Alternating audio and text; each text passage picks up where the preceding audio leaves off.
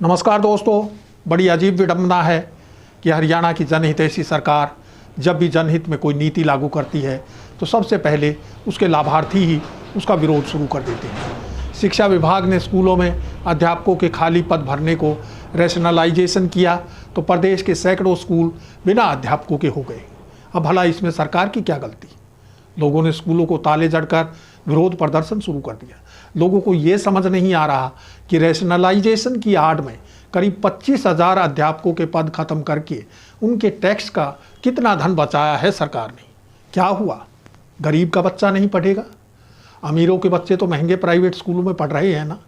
खैर, जैसे तैसे उस सिचुएशन को काबू किया गया तो महीने भर से ज़्यादा समय से गेस्ट टीचर सड़कों पर आंदोलन कर रही हैं। मुख्यमंत्री से मुलाकात के बाद भी उनकी समस्या का समाधान नहीं हुआ। गेस्ट टीचर्स को गृह जिलों में रखे जाने का आश्वासन सरकार ने ही दिया था, लेकिन उल्टे उनके ट्रांसफ़र जिले से बाहर ही नहीं बल्कि 100 से 300 किलोमीटर दूर कर दिए गए। ये भी कोई आंदोलन करने की बात हुई? वे सेवा करने के लिए भर्ती किए थे, घर रहने के लिए नहीं।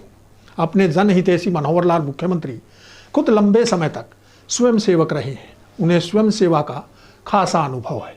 वे सबको सेवा के लिए प्रेरित भी करते हैं। इसलिए 60,000 से 1 लाख रुपए तक वेतन पाने वाले पक्के अध्यापक गृह जिलों में ही सेवा दे रहे हैं और महज 30,000 रुपये वेतन पाने वाले गेस्ट टीचर को 100 से 300 किलोमीटर दूर सच्ची सेवा करने के लिए ट्रांसफ़र किया गया है।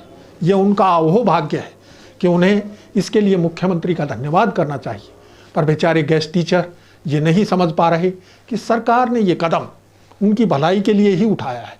उनमें मानव सेवा की भावना जगाना ज़रूरी समझा है सरकार ने, लेकिन ये विरोध करने पर तुले हैं। पंचकुला के गेस्ट टीचर को मेवात और महेंद्रगढ़ के गेस्ट टीचर को अंबाला में सेवा देनी ही चाहिए। इसी तरह सिरसा वाले को पलवल और पलवल वाले को कैथल में सेवा का मौका देकर सरकार प्रदेश की सांस्कृतिक एकता और भाईचारे को मजबूत कर रही है। अभी सरकार ने केवल पीजीटी, टीजीटी और C&V गेस्ट टीचर्स के ट्रांसफ़र किए हैं। प्राइमरी के गेस्ट टीचर्स भी अपनी पारी के इंतजार में हैं। आंदोलनकारी गेस्ट टीचर्स ने अपनी मांगों को लेकर 17 दिसंबर को सभी विधायकों और 18 दिसंबर को यानी आज सभी मंत्रियों को ज्ञापन सौंपे हैं।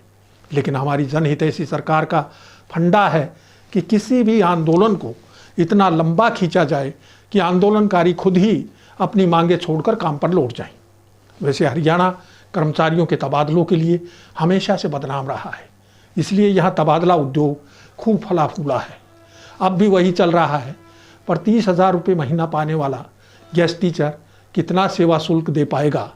उसके सामने एक ही विकल्प है कि घर से 250-300 किलोमीटर दूर रहकर ही शिक्षा का दान करे। मनोहर सरकार शिक्षा के उत्थान के प्रति इतनी समर्पित है कि विधानसभा में नेता प्रतिपक्ष भूपेंद्र सिंह हुड्डा को तारीफ करनी पड़ रही है कि वर्तमान सरकार के 8 साल के कार्यकाल में 8 नए सरकारी स्कूल नहीं खुले और 5,000 स्कूल बंद कर दिए गए। प्राइमरी स्कूलों के मास्टरों से तो हेड टीचर्स के प्रमोशन का अधिकार भी छीन लिया गया। शिक्षा मंत्री का दावा है कि जल्द ही प्रदेश में 238 PM श्री स्कूल खोले जाएंगे, लेकिन कब, इसका कोई अता पता नहीं। जैसे राज्य के हर जिले में मेडिकल कॉलेज खोलने की घोषणा 8.5 साल बाद भी घोषणा ही रह गई है। हाँ, मेडिकल कॉलेजों के छात्र भी बांड पॉलिसी के खिलाफ महीनों से आंदोलन कर रहे हैं। नई बांड पॉलिसी भी छात्रों और प्रदेशवासियों के हित में ही लाई गई है, लेकिन सरकार के आला अधिकारी लंबी लंबी मीटिंग्स के बाद भी MBBS के छात्रों को बांड पॉलिसी के फ़ायदे नहीं समझा पाए। ठीक उसी तरह जैसे किसानों को कृषि कानूनों के फ़ायदे नहीं समझा पाए और सैकड़ों किसानों की शहादत के बाद कानून ही वापस लेने पड़े थे। हरियाणा सरकार की तो कई ऐसी जनहितैषी योजनाएं हैं जिनसे जनता नाहक परेशान है। जल्द ही उन पर भी चर्चा करेंगे। फिलहाल तो सरकार से इतना ही निवेदन है कि वह MBBS छात्रों की बांड पॉलिसी वापस ले ले और गेस्ट टीचर्स की नियुक्ति उनके गृह जिलों में कर दे। इसी में सबकी भलाई है। अब समय हो चला है आपसे विदा लेने का। आपको हमारा ये वीडियो पसंद आया हो तो इसे लाइक, सब्सक्राइब और शेयर ज़रूर करें। फिर जल्द मिलेंगे एक नए मुद्दे के साथ। नमस्कार।